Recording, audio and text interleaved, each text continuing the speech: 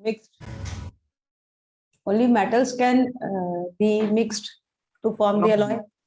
No, ma'am. There may be a metal and a non-metal. Okay, so when we mix metals or metal with non-metal, then also there is formation of the alloy. Okay.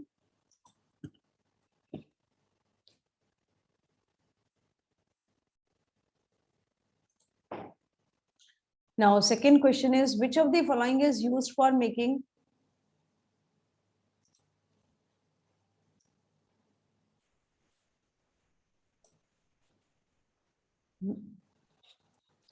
magnets?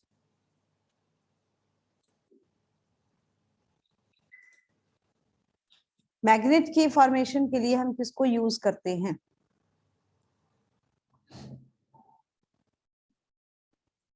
That material is alnico. Okay, alnico is also the alloy. ये किस किस का alloy है, कोई बता सकता है? Raise hands.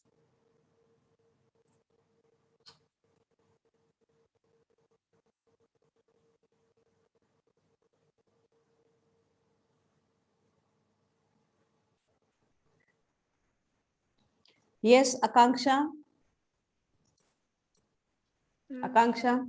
Yes, ma'am. Aluminium and nickel. Yes, only aluminium and nickel. Maybe it's cobalt also. I'm not sure. Yes, alnico means यहाँ पे लिखा ही हुआ बेटा all metals, aluminium, nickel and cobalt. ये तीनों मिक्स करते हैं और जो वो मटेरियल बनता है that is ferromagnetic material, so that is used for the formation of the magnets. Okay.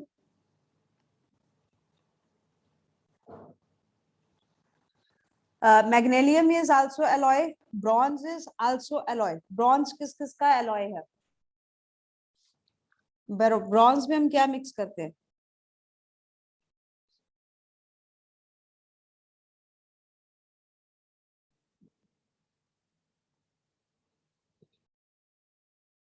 Yes, raise hands.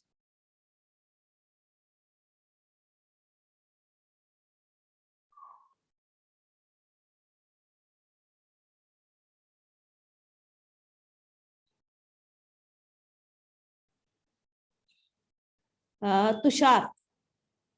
Tushar, you tell. And copper and tin. Copper and tin. Okay. So bronze is the alloy of copper plus tin. And duralium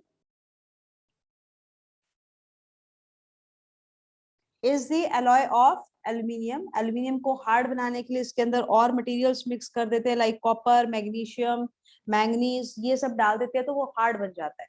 जितने भी utensils जो हम घर में food cooking के लिए use करते हैं बेटा, they are not of aluminium only, that is alloy duralumin. और इसको हार्ड बनाने के लिए इसके अंदर और मेटल्स को मिक्स किया जाता है. Third question is, which of the following alternative is correct? मतलब इसमें से जो 4 स्टेटमेंट्स हैं, इसमें से हमने करेक्ट स्टेटमेंट को बताना है. Cement containing excess of calcium oxide cracks on setting if calcium oxide is less than required. Cement is weak in strength. This statement is correct or not correct?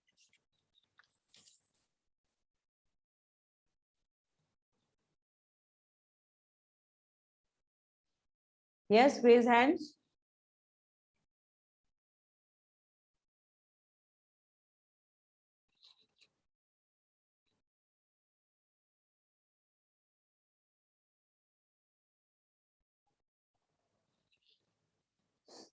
ये statement wrong है बच्चे, because cement में जो calcium oxide हम डालते हैं तो वो एक्सेस में या रिक्वायर्ड होने पर इसका कोई रोल ही नहीं है. कैल्शियम ऑक्साइड, पहला पॉइंट तो ये कि कैल्शियम ऑक्साइड हम डालते ही नहीं, हम इसमें डालते हैं एक्चुअल में जिप्सम. सीमेंट में जिप्सम को डालने से क्या होता है कि जिप्सम की एडिशन से ये जो सीमेंट है, जब उसकी सेटिंग होती है तो वहां पर हाइड्रोजन बॉन्डिंग होने say that becomes very strong. तो ये कैल्शियम ऑक्साइड की जगह पे यहाँ पे क्या आना चाहिए था हमारा answer, that is gypsum. Okay. Excess of Al2O3 makes cement quick setting. This is also wrong. Aluminium oxide को हम डालते हैं क्योंकि ये वहां पर इसको रस्ट प्रूफ करता है। व्हेन SiO2, सॉरी एक मिनट बेटा,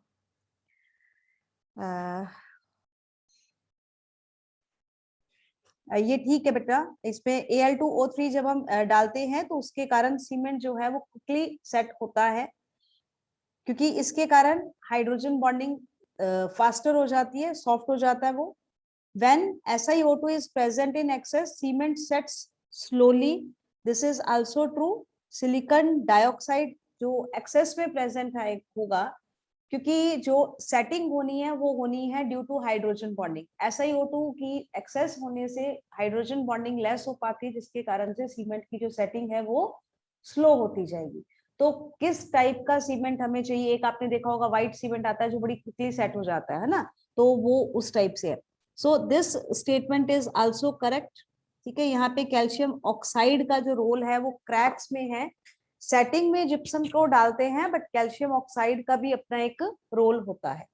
सो in this question all of the above options are correct. Okay, next question is fourth question, that is in terms of nitrogen content, which of the fertilizers, ammonium sulfate, urea is best for plants? तो आपको यहाँ पे जो fertiliser use करना है वो use किसके लिए करते हैं? For nitrogen content. तो बेस्ट कौन सा होगा जिसमें नाइट्रोजन की कंटेंट ज्यादा होगा या कम होगा? Yes students, raise hand. Yes Ritanjay. Ma'am हम लोग को वो यूज चूज करेंगे जिसमें हाइड्रोजन नाइट्रोजन का कंटेंट ज्यादा होगा। यस, जिसमें नाइट्रोजन का कंटेंट ज्यादा होगा हम उस मटेरियल को यूज करेंगे। ठीक है, तो अब हम देखें पहले इसमें कि नाइट्रोजन का कंटेंट ज्यादा किसमें है।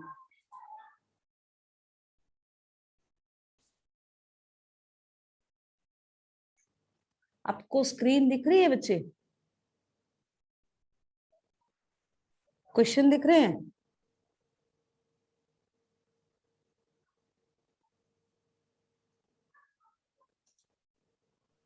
Yes Yes. मैम दोनों में नाइट्रोजन कंटेंट सेम ही है। सेम है, एक बार निकाल के देख लेते हैं। मेरे को इस पे स्क्रीन नहीं दिख रही। दिख रही है स्क्रीन।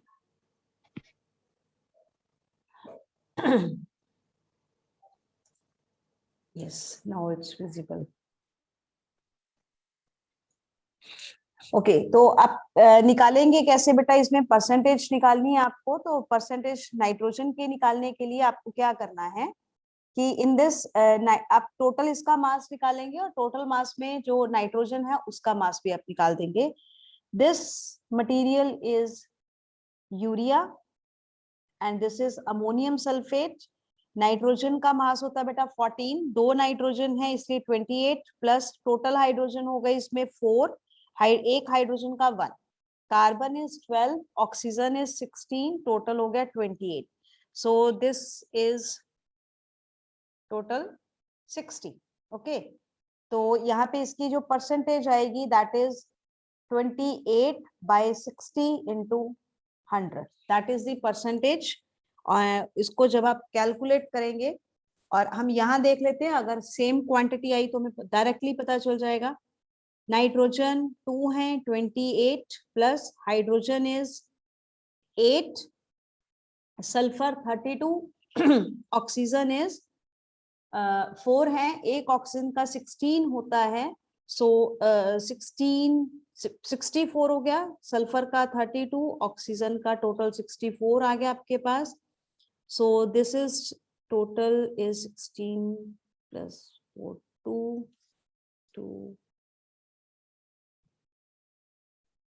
इतना आएगा बेटा आंसर 36 प्लस 96, यस 132। अब देखिए बेटा ये इक्वल तो नहीं आ पाएगा है ना, नाइट्रोजन का कंटेंट जो है वो ज्यादा किसमें आएगा? आप इसमें भी क्या फॉर्मूला बनेगा? 28/132 into 100। So in this case the content of nitrogen is lesser, because 132 grams में nitrogen is only 28.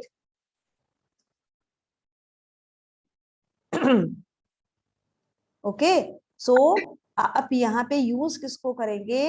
यूरिया को, क्योंकि यूरिया आपने कम डाला।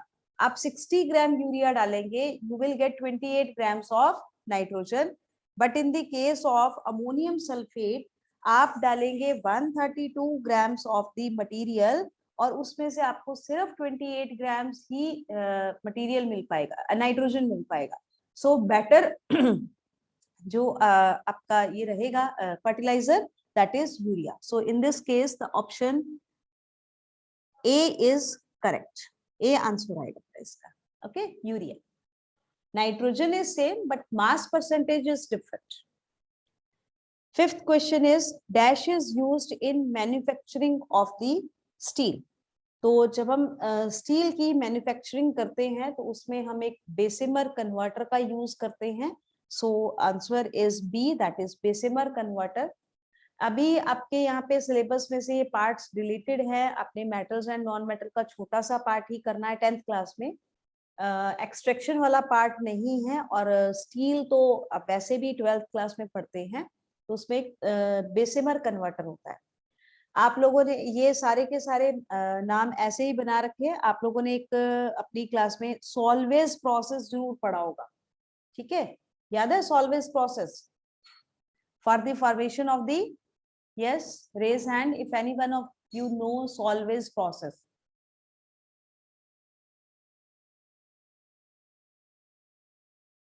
that is used for the formation of washing soda.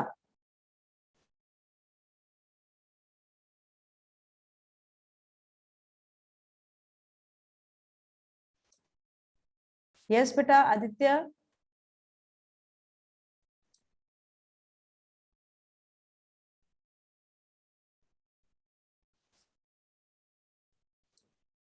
No one know?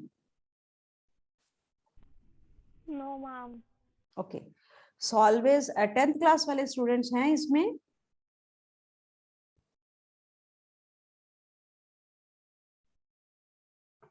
Just 1 second. Okay, Solvay's process. आपको आता है, आपको याद नहीं आ रहा है, एक्चुअल प्रॉब्लम सिर्फ यही है आपकी। इन दी पढ़ा जो है, जो पढ़ते हो वो सॉल्वेज प्रोसेस ही है। आप इसमें क्या यूज करते हो? A B C, A for ammonia, B for brine, brine is aqua solution of water, plus C for carbon dioxide. इन सबको यूज करके आप जब इनको ट्रीट करवाते हैं, just hold on students.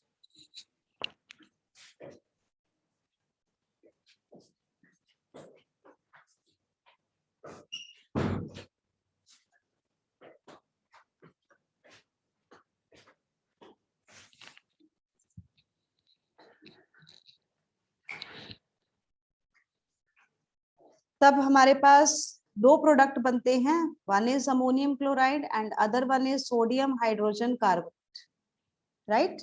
So this these two materials are separated by the filtration process.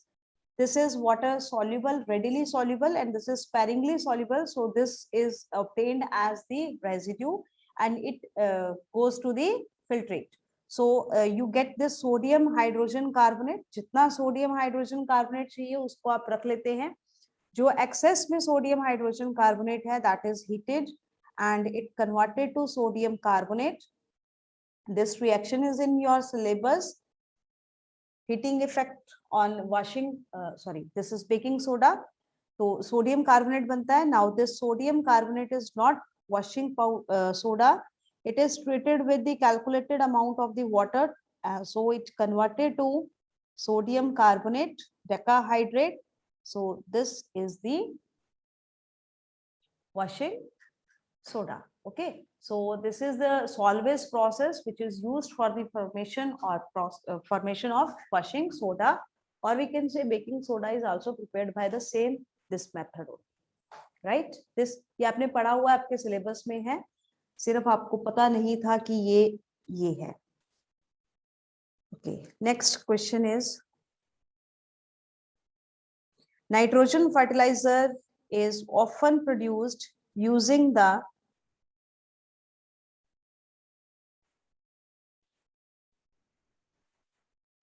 dash, where dash is produced as the end product. तो अभी हमने किया था बेटा नाइट्रोजन फर्टिलाइजर हम कौन सा यूज करते हैं ये बताइए पहले। यस आकांक्षा? यूरिया। यूरिया, बिल्कुल ठीक। अभी हमने पढ़ा यूरिया को बनाया जाता है, और यूरिया जो है उसको बनाया जाता है with the help of ammonia. ठीक है, अमोनिया का यूज करते हैं, इसको कार्बन ट्रीट करते हैं आगे, तो it converted to urea. Okay, तो अमोनिया को बनाने का जो प्रोसेस है, तो nitrogen fertiliser is often produced using the Haber's process, where ammonia is produced as the end product. तो ये Haber's process होता है बेटा। इन दी Haber's process कुछ खास नहीं है, नाइट्रोजन है, हाइड्रोजन है, इन दोनों को ट्रीट करवाते हैं, and these two react to form ammonia. This process is called Haber's process. In this process we used iron as the catalyst. Okay, so option C is correct. Next is the nitrogen rich fertilizer.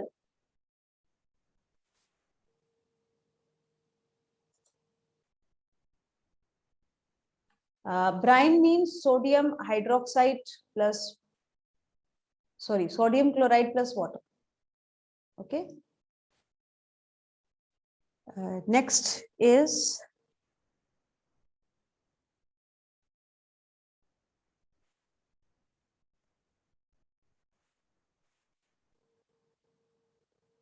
okay, this all the nitrogen fertilizers except nitrates of calcium, sodium, potassium make the soil. Nitrogen के जो fertilisers है except nitrates of calcium, sodium, potassium, मतलब आप उसको nitrogen fertilisers को किस form में use करो बेटा? In the form of nitrates. ठीक है, तो calcium nitrate, sodium nitrate, potassium nitrate की जगह पे आप कोई भी नाइट्रेट यूज करते हो, तो वो जो है, वो जो नाइट्रेट्स है वो सॉइल को कैसा बनाएंगे? ठीक है, ये क्वेश्चन अब आपके पास है, इसको अब आपको मैं समझा रही हूँ। ये सॉल्ट से रिलेटेड क्वेश्चन है आपका, 10th क्लास के लिए भी इम्पोर्टेंट है, जो इसके पीछे का कंसेप्ट है। किसी को आता है तो पहले वो बताएगा। Yes, raise hands if any one of you no.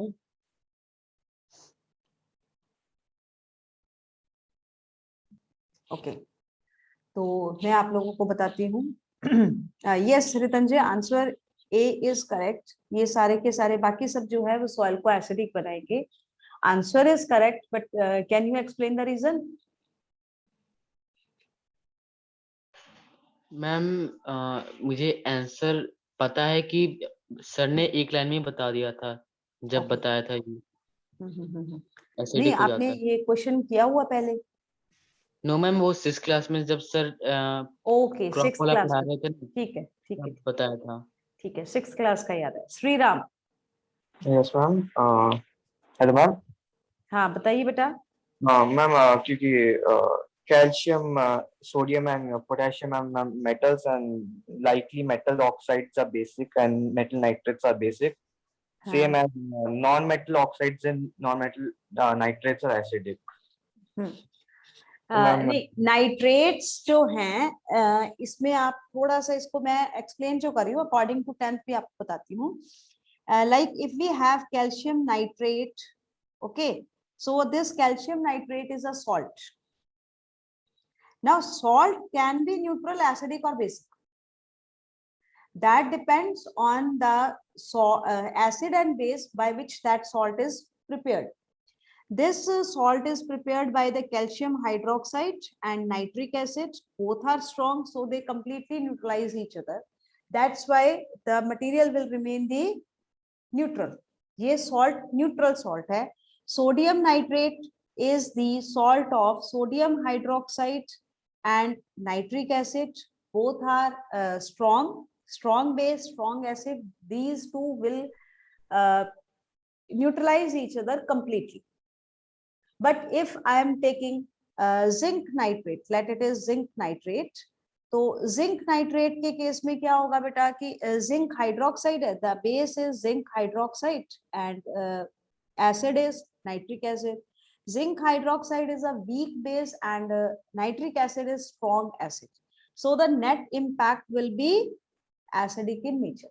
तो ये बाकी सारे के सारे जैसे कैल्शियम है, सोडियम है, potassium, calcium hydroxide, sodium hydroxide and potassium hydroxide, all these three will are stronger bases. So when these combine with nitric acid, there is formation of a neutral salt.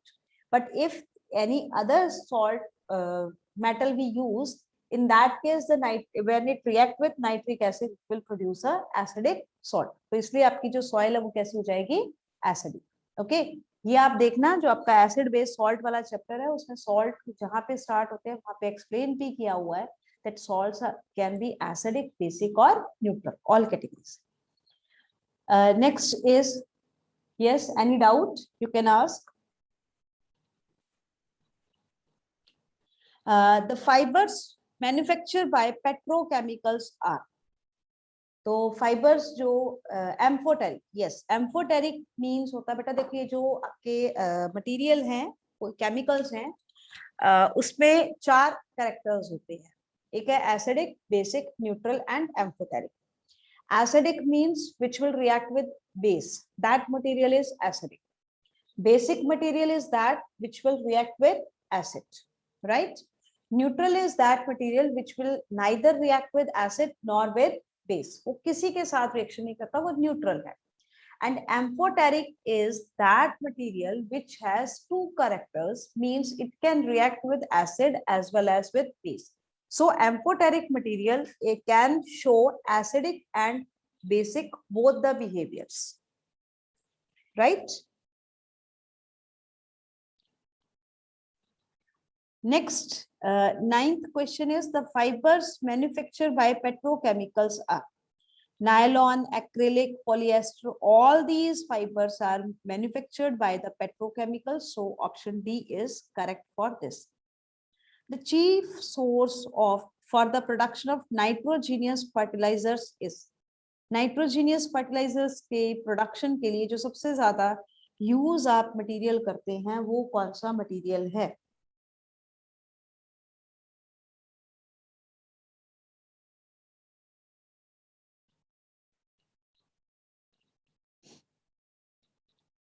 अरे material दिख भी रहा होगा आपको. Ma'am nitrogen. Yes, nitrogen, बिल्कुल ठीक. Nitrogen का ही तो यूज करोगे ना, नाइट्रोजन के फर्टिलाइजर्स बनाने हैं तो आप नाइट्रोजन का यूज करोगे. अमोनिया को भी तो बनाने के लिए आपको नाइट्रोजन की ही जरूरत पड़ेगी ना, यू विल यूज नाइट्रोजन. और सबसे ज्यादा इसको डायरेक्टली यूज करने का रीजन क्या है कि नाइट्रोजन कहीं और से नहीं लेनी, from here you can take a nitrogen. Okay, तो उसको हम डायरेक्टली वहां से ले सकते हैं. So the option C is correct, that is nitrogen. Stainless steel is so called because of its, stainless steel को हम स्टेनलेस स्टील क्यों कहते हैं? Yes, any one of you?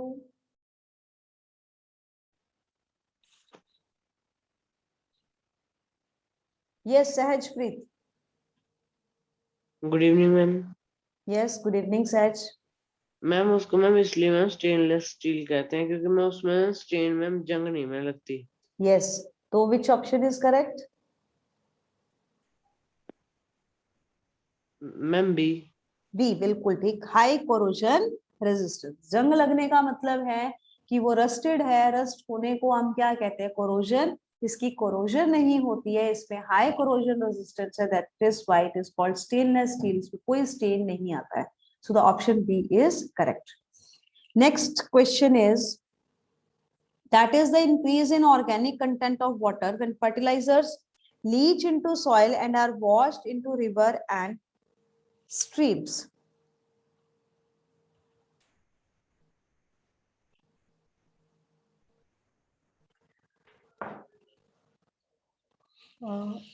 ये मैं आपको समझाती हूँ. पहले क्वेश्चन समझ में आया है कि नहीं, आई डोंट नो. कि आपको टर्म को फाइंड आउट करना है. जब क्या होता है कि increase in organic content of water when fertilizers leach into soil and are washed into rivers and streams। देखिए क्या होता है बेटा कि हम लोग पेस्टिसाइड्स हैं और फर्टिलाइजर्स है, इन सबको डालते हैं सॉइल में, अपने फार्म में, जो भी हमारा फार्मिंग लैंड है उस पे हम सॉइल में डालते हैं, प्लांट्स पे डालते हैं, ठीक है। अब जब बारिश होती है तो रेन वाटर के कारण क्या होगा कि वो जो मटेरियल है जो आपने डाला है वो वाटर में डिसॉल्व होकर के जब वो वाटर फ्लो करेगा तो फ्लो करके वो वाटर कहाँ जाता है, टू द रिवर। तो वो जो मटेरियल है, फर्टिलाइजर्स हैं, वो फर्टिलाइजर्स भी किस में चलेंगे बेटा, रिवर वाटर में चलेंगे, ठीक है। सो दैट इज कॉल्ड, हम उसको क्या कह रहे हैं, when fertilisers leach into soil. Fertilisers soil और कहाँ चले गए, सॉइल में गए और फिर उनकी वॉशिंग होकर के वो किस में पहुंच गए बेटा, रिवर और स्ट्रीम्स में। अब जब ये फर्टिलाइजर्स पहुंच गए रिवर में, तो रिवर में भी तो प्लांट्स ग्रो करते हैं, aquatic प्लांट्स प्रेजेंट होंगे, उनको फर्टिलाइजर्स मिलेंगे, तो उनको जब फर्टिलाइजर मिलेंगे तो क्या होगा, वो प्लांट बहुत ज्यादा ग्रो करेंगे। जब वो प्लांट बहुत ज्यादा ग्रो करना स्टार्ट कर देते हैं तो वहां पर आपने कई बार देखा होगा कि अगर जब आप ट्रेन पे बस पे जा रहे हो तो आपने रिवर्स देखी होंगी बीच बीच में, उनमें बहुत ज्यादा ऊपर तक ग्रोथ हो रही होती है प्लांट्स की। उसके कारण से जो ऑक्सीजन है वो डिप्राइव हो जाती है, बहुत लेस क्वांटिटी रह जाती है। वो जो प्रॉब्लम है उसको हम क्या कहते हैं, eutrophication. That is called eutrophication, right. मतलब एक्वाटिक प्लांट्स की ओवर ग्रोथ होने लगती है, क्योंकि फर्टिलाइजर हमने तो सॉइल में डाले थे बट ड्यू टू रेन वो लीच और वॉशिंग के साथ कहाँ पहुंच गए, इनटू द रिवर। और रिवर में एक्वाटिक प्लांट्स बहुत ज्यादा ग्रो करते हैं। Next question is, of the following which one is classified as polyester polymer. तो पॉलिएस्टर हमने इसमें से ढूंढना है कौन सा है। पहला पॉलिएस्टर का भी नाम सुना बेटा आपने?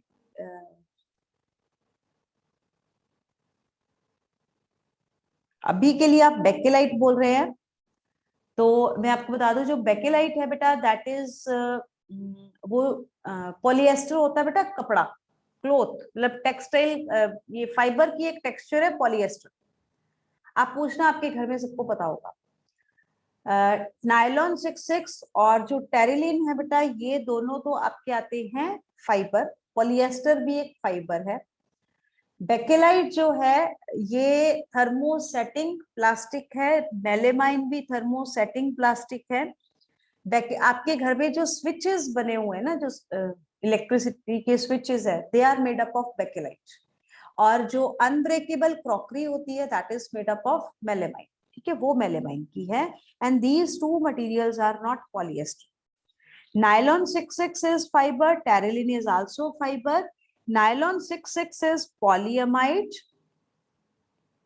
and terylene is polyester.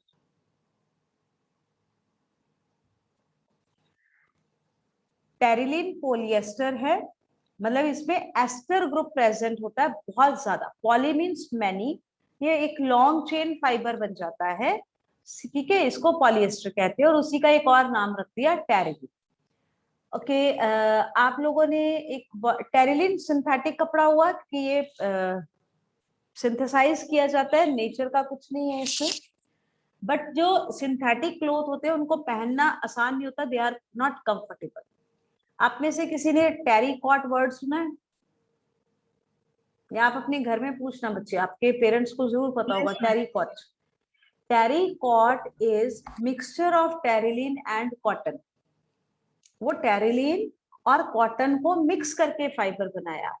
हम लोग कई बार मार्केट जाते हैं कपड़ा लेने के लिए, हम देखते हैं कि वो कहता है कि भी ये इतने का, हमें एक जैसे से लग रहे होते हैं, बहुत ज्यादा डिफरेंस नहीं होता, इसकी कॉस्ट इतनी, इतनी इसकी कॉस्ट इतनी, तो हम कहते हैं ले अभी इसके रेट बढ़ा रखे। तो रीजन क्या है कि जो टेरिकॉट है उसमें टेरिलिन और कॉटन कितनी कितनी रेशियो में मिक्स है। टेरिलिन सस्ता है क्योंकि सिंथेटिक है, कॉटन जो है वो पूरा मतलब फार्मिंग उसे बनेगा, वो नेचर से मिलना है, कितना मिलता है उसकी कॉस्ट ज्यादा होती है ना। तो टेरिलिन कितना डाला, कॉटन कितना डाला, उसके हिसाब से जो क्लोथ है उसकी जो प्राइस है वो इंक्रीज या डिक्रीज होगी। अब 40% और 60% पे भी कपड़े के टेक्सचर में ज्यादा डिफरेंस था, हमें तो नहीं पता लगता इतना, है ना, बट उससे उसकी कॉस्ट पे फर्क पड़ता है, राइट। That is terricot. से आपको जरूर समझ में आ गया होगा टेरिलिंग का concept. Which polymers occur naturally. पहला पॉइंट तो मुझे बताइए, हम पॉलीमर्स को पढ़ रहे हैं, anyone of you know what are polymers? yes, I will send it up. Yes, anyone of you know the polymer word? Polymer means, and no one of you. Ma'am poly means नहीं होता है। Poly means many, mer means parts. कोई भी चीज जो एक आपने जैसे एक मटेरियल लिया है ना, लाइक मैं ले लेती हूँ कोई एक छोटा सा मॉलिक्यूल, ये ले लिया मैंने CH2CHCl, ओके, ये एक मॉलिक्यूल है, तो ये एक पार्ट है, ओके। इसी पार्ट में मैंने ये वाला बॉन्ड इसका ब्रेक किया, क्या किया, इसका ये वाला बॉन्ड मैंने ब्रेक किया, तो इसके दो बॉन्ड फ्री हो गए बेटा, एक इधर से बॉन्ड फ्री हुआ, एक इधर से बॉन्ड फ्री हुआ। अब इसके साथ एक और ऐसा ही पार्ट मैंने जोड़ दिया, उसके भी दोनों तरफ से बॉन्ड फ्री हैं, फिर एक और पार्ट आके जुड़ गया, तो ये पार्ट ऐसे करते करते लॉन्ग चेन बन जाएगी। This type of molecule is called polymer. जैसे आपकी वॉल है, दैट इज अ पॉलीमर ना, बहुत सारी ब्रिक्स को जोड़ जोड़ जोड़ के हमने वो बना दिया। अब इस पॉलीमर बहुत टाइप के होते हैं, पॉलीमर नेचुरल भी होते हैं, हर बार फाइबर ही हो ये जरूरी नहीं है। लाइक मैंने अभी बेकेलाइट बताया, मेलेमाइन बताया, दीज ऑल आर पॉलीमर्स। ये फाइबर नहीं है, नायलॉन फाइबर है, पॉलिएस्टर फाइबर है। आपकी बॉडी के अंदर स्टार्च प्रेजेंट है, प्लांट में सेल्यूलोज प्रेजेंट है, प्रोटीन्स हैं। ये स्टार्च आपकी बॉडी में नहीं है, प्लांट बनाता है, उसको सिर्फ इनटेक करते हैं, तो ये सारी चीजें क्या होती हैं, पॉलीमर्स होती है। तो नायलॉन सिंथेटिक है, पीवीसी सिंथेटिक है, ठीक है। पीवीसी कहाँ मिलता है, जो आपकी घर में वायरिंग है उन सबके ऊपर एक इंसुलेटेड इंसुलेशन है ना, प्लास्टिक की, वो क्या है आपका पीवीसी। तो स्टार्च नेचुरल है, प्रोटीन नेचुरल है, तो एक सिंथेटिक है एक नेचुरल है। Starch and cellulose, these two are natural occurring polymers, ठीक है। स्टार्च प्लांट में स्टोर होता है जिसको आप लेते हैं, और ये ग्लूकोज का पॉलीमर है। सेलुलोज प्लांट की सेल वॉल में प्रेजेंट होता है, जिसको आपकी बॉडी डाइजेस्ट नहीं कर सकती, but these two are natural polymers. Next is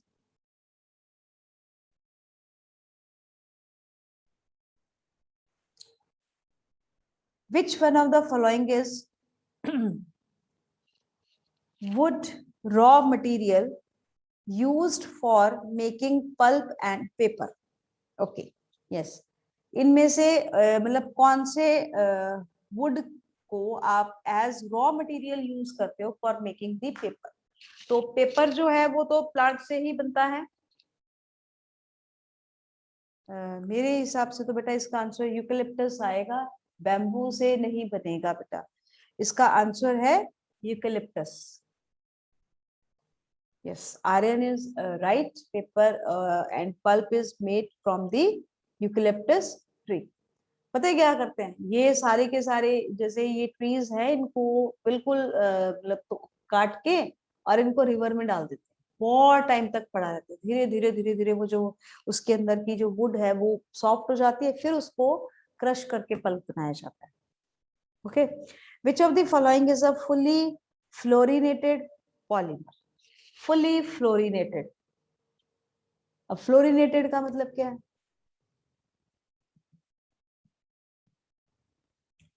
What do you mean by fluorinated?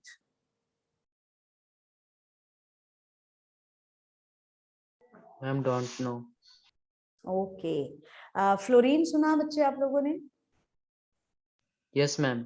Yes, Yes. ma'am.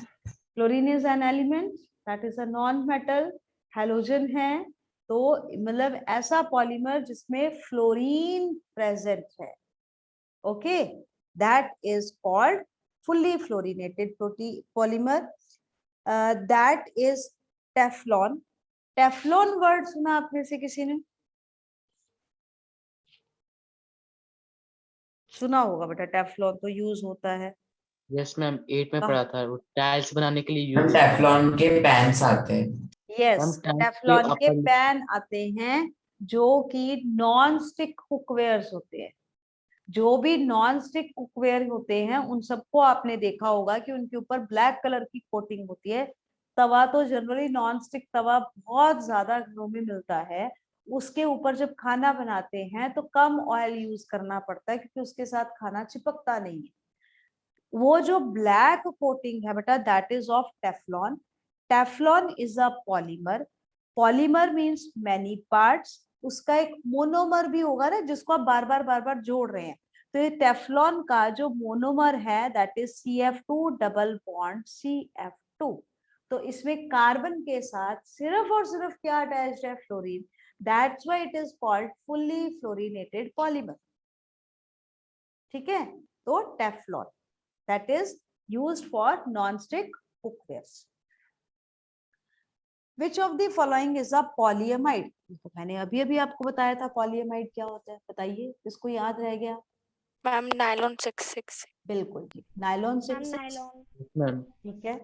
Teflon अभी अभी हमने किया, फुल्ली फ्लोरिनेटेड, और ये नॉन स्टिक कुकवेयर्स में यूज होता है। टेरिलिन इज अ फाइबर, है पॉलिएस्टर। ना? हाँ, पॉलिएस्टर है। नायलॉन 6 आपका पॉलीएमाइड है। ठीक है।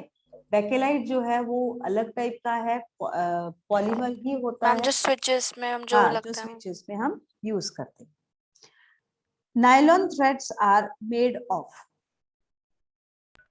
Ma'am polymer. Polyamide. Very good, Polymer. ये Polyamide. पॉलीएमाइड है ना। तो एक ही क्वेश्चन अगर आपको आता है तो आप उसको डिफरेंट फॉर्म्स में इजीली हैंडल कर सकते हैं। Which of the following monomers gives the polymer neoprene on polymerization? Neoprene का जो मोनोमर है दैट इज क्लोरोप्रिन, और वो ये रहा। ये नियोप्रिन के बारे में आपको ज्यादा पता नहीं होगा, बट मैं आप लोग को बता देती हूँ। रबर के बारे में पता आपको? रबर कहाँ से मिलता है हमें?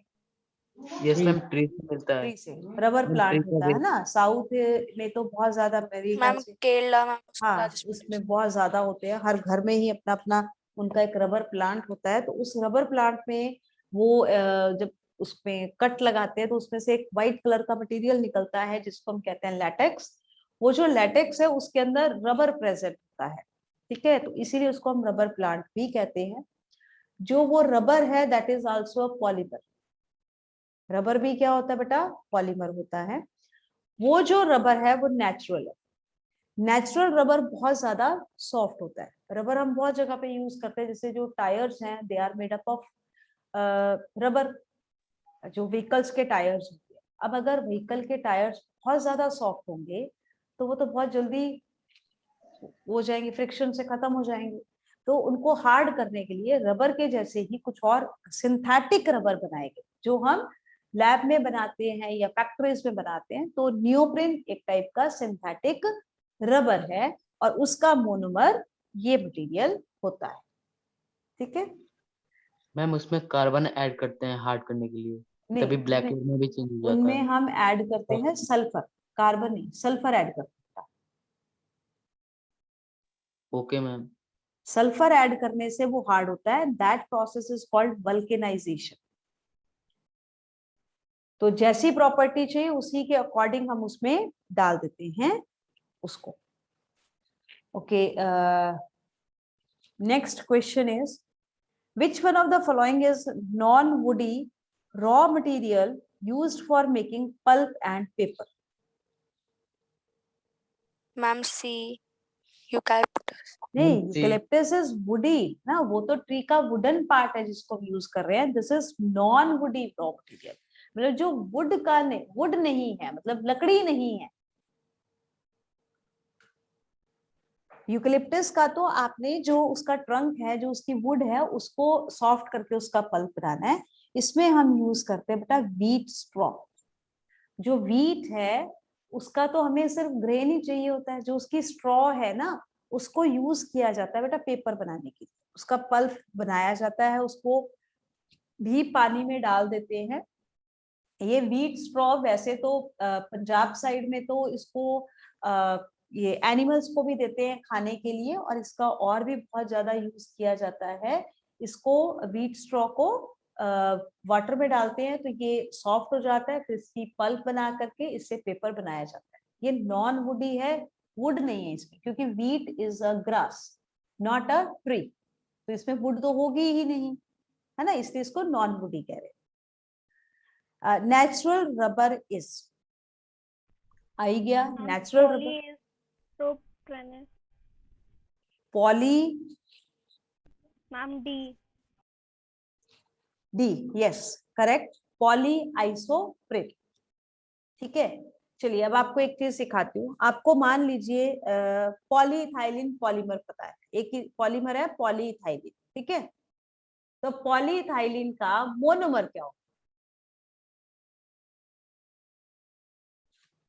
इथाइलिन। अब मैं पूछूं what is the monomer of natural rubber, तो क्या आएगा answer? Isoprene. Ma'am isoprene. What is the monomer of polyvinyl chloride? Ma'am vinyl chloride. Ma'am Vinyl. Vinyl chloride. And the monomer of polychloroprin is ma'am chloroprin. और chloroprene अभी अभी हमने किया था बेटा, दिस इज क्लोरोप्रिन। ये क्लोरोप्रिन ही है जिसके पॉलीमराइजेशन से आपको न्यूप्रिन मिलता है। Dash acts as a agent in vulcanization of rubber. अभी अभी किया। Ma'am sulphur. सल्फर, बिल्कुल ठीक। इसमें हम किसका यूज करते हैं? सल्फर का यूज करते हैं vulcanisation. Chemical process for converting rubber or related polymers into more durable materials via the addition of sulfur is called.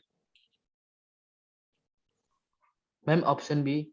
Ma'am Option B, that is vulcanisation. vulcanization. Yes, that is vulcanization.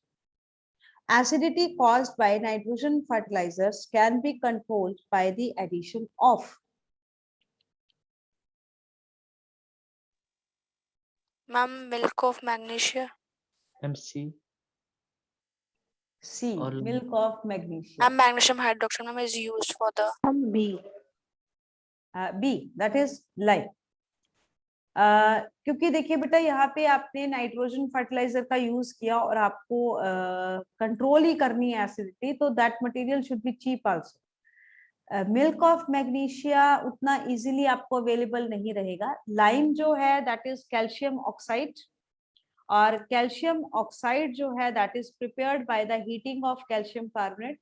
Calcium carbonate is easily available in the earth crust, उसको निकालते हैं, उसको heat करते हैं, calcium oxide बन जाता है, तो इसका यूज हम करते हैं ज्यादा। ठीक है, उससे control. No doubt milk of magnesia is also basic in nature, but वो आपको कॉस्टली ज्यादा पड़ेगा, तो आपको वो चीज यूज नहीं करनी। Okay ma'am. Which of one of the following statement is correct for urea? Urea के लिए कौन सी स्टेटमेंट करेक्ट है ये बताना। It is a natural and synthetic fertiliser.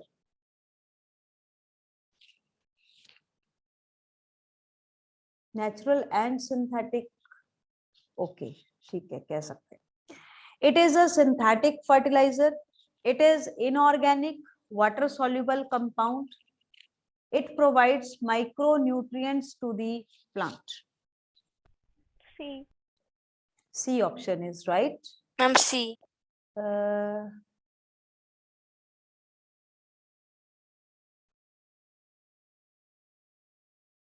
Urea is not inorganic, this is wrong option, ये wrong है, ये भी रॉन्ग है, क्योंकि माइक्रो न्यूट्रिएंट्स को नहीं दे रहा। यूरिया का काम है नाइट्रोजन को देना। नाइट्रोजन इज मैक्रो न्यूट्रिएंट, ज्यादा क्वांटिटी में चाहिए होता है, तो ये भी इसका रॉन्ग है। It is a synthetic fertiliser में से भी अगर आपको बताऊं तो हमारा ऑप्शन बनता है बच्चे ए। इसका रीजन क्या है, ए ऑप्शन क्यों बन रहा है? क्योंकि जो यूरिया है, आपने बायोलॉजी में 9th क्लास में स्टडी किया होगा, some animals are amonotelic, some are uricotelic and some are ureotelic. याद है? Yes ma'am. अगर डाइवर्सिटी वाला लेसन आपने 9th क्लास में किया है तो मुझे याद नहीं है कि वो सिलेबस में है कि नहीं था आपका, डिलीटेड मैम पोर्शन टर्म में तो 2 नहीं में, था। हाँ मैम टर्म 2 में शायद से। मैम 10th में भी है। 10th में तो डाइवर्सिटी नहीं है। Ma'am no ma'am about urea. हाँ 10th क्लास में। तो यूरिया जो है बच्चे, जैसे हम लोग हैं मैमल्स हैं, तो दीज मैमल्स आर यूरियोटैलिक। इनके अंदर जो एक्सक्रीटरी मटेरियल है, जो लीवर हमारे अंदर जो नाइट्रोजनस वेस्ट है, प्रोटीन्स का जो मैम इट्स यूरिया। होता है, इट्स यूरिया। तो वो फर्टिलाइजर जो है, यूरिया जो मटेरियल है वो नेचुरल भी तो है ना, नेचर में भी बनता है अपने आप। तो हम तो जो बना रहे हैं वो नेचुरल हुआ ना, मैमल्स में जो प्रोड्यूस हो रहा है, और सिंथेटिक भी है ये। तो ऑप्शन ए इज करेक्ट। ये मटेरियल नेचुरली भी बनता है और सिंथेटिकली भी बनता है, and this is natural and synthetic fertiliser.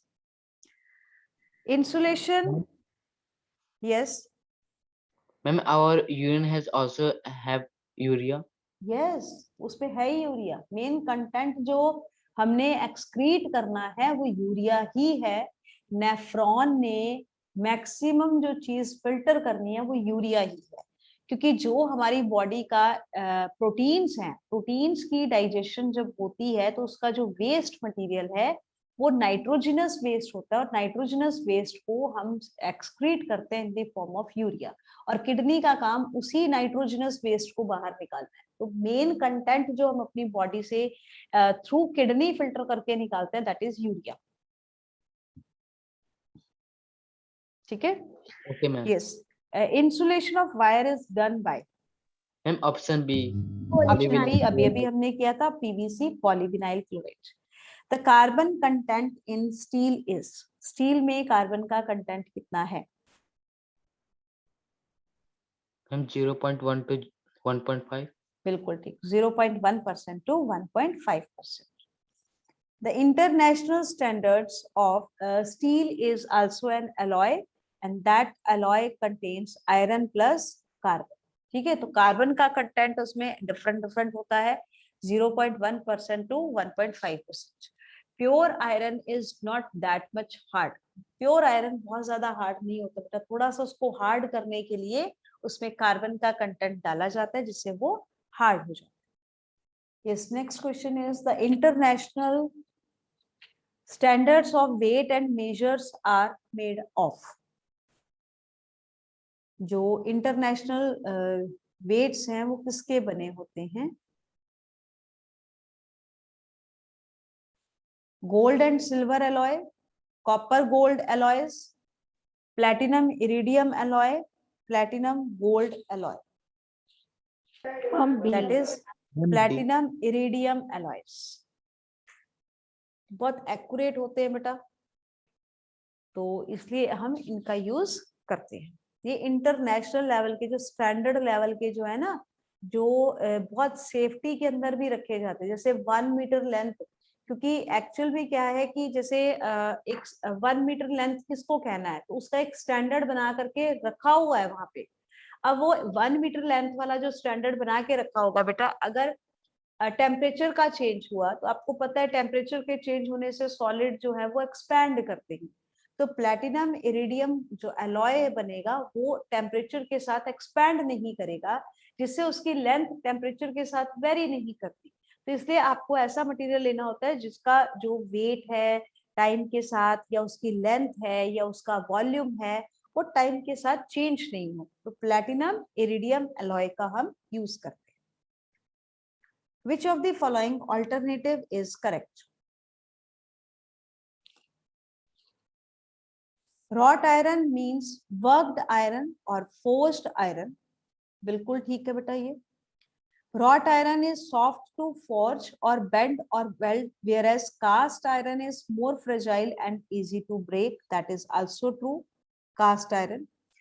देखिए, जब आयरन को बनाते हैं हम, तो आयरन क्या होता है, आपको आयरन मिलता है अर्थ क्रस्ट में in the form of iron oxide. Iron oxide को आप अर्थ क्रस्ट में से निकालते हैं, इसके अंदर के इम्प्योरिटीज को हटाते हैं, फिर इसको रिड्यूस करते हैं, और रिड्यूस करके हमें क्या मिलता है, आयरन। ठीक है, जो ये आयरन आपको मिलता है, इस आयरन में कार्बन की कुछ इम्प्योरिटी प्रेजेंट रहती है। जो आपने ब्लास्ट फर्नेस से आयरन मिला, उस आयरन को हम कहते हैं पिग आयरन। उस पिग आयरन को फिर किया जाता है, डिफरेंट मोल्ड्स में डाल देते हैं, और उस आयरन को हम कहते हैं कास्ट आयरन। ठीक है, कास्ट आयरन को फिर हम एक और ट्रीटमेंट देते हैं, उसके अंदर रस्टेड आयरन को डाल के उसको जब हीट करते हैं तो जो कार्बन का कंटेंट है वो उसमें से कम हो जाता है, and that cast iron is converted to wrought iron. जो रॉट आयरन है that is the purest form of the iron. उसमें कार्बन का कंटेंट बहुत कम होता है, very very less. That iron is called wrought iron. Wrought iron soft होता है, यही बता रही थी मैं आपको कि रॉट आयरन जो है वो सॉफ्ट है, इसीलिए उसका एलॉय कार्बन डाल के उसका एलॉय बना देते हैं जो कि स्टील की तरह काम करता है। ठीक है, और जो कास्ट आयरन होता है वो बहुत जल्दी टूट जाता है, वो भी काम का नहीं हुआ। आपने फर्नेस में सारा प्रोसेस करवाया, आयरन मिला, जो आयरन मिलता है उसको जैसे ही उसमें से निकाला उसको पिग आयरन कहते हैं। फिर उसको डिफरेंट मोल्ड्स में डाल के ठंडा करते हैं, जब उसको हम कूल करते हैं तो that turns to cast iron, उसको कहते हैं कास्ट आयरन। वो किसी काम का नहीं है, बड़ी जल्दी टूट जाएगा, आयरन से तो बड़ी बड़ी मशीनरी बनानी है। फिर उसमें रस्टेड Fe2O3 और डाल के उसको हीट करते हैं तो उसका कार्बन का कंटेंट कम हो जाता है, प्योर फॉर्म ऑफ आयरन बनता है, that is called wrought iron. Wrought iron में फिर से कार्बन डाल करके हम स्टील को बनाते हैं। ओके, सो वर्कड आयरन या फोर्स्ड आयरन, और जो रॉट आयरन है वो बहुत ज्यादा सॉफ्ट होता है और इसको रस्ट भी नहीं लगती। रॉट आयरन की आपने वो सुना होगा, फर्नीचर आता है आजकल।